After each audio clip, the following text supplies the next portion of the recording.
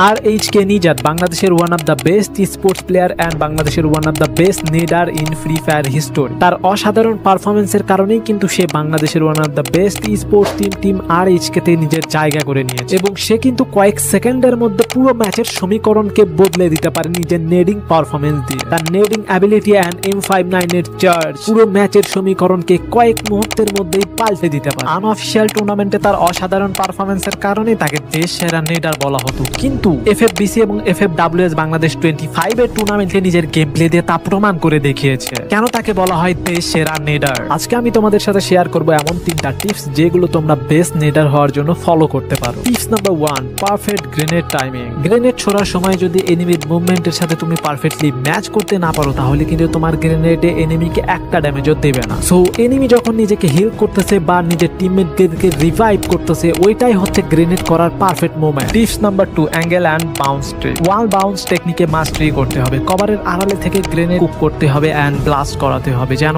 Enemy পালানোর আগেই knock হয়ে যায়। Tips number 3, grenade prediction and movement. এনিমির মুভমেন্ট প্রেডিক্ট করতে হবে। এনিমি পালানোর আগেই সেই জায়গায় গ্রেনেড কুক করতে হবে যেন খুব দ্রুত এনিমি এলিমিনেট বা ওয়াইপ আউট হয়ে যায়।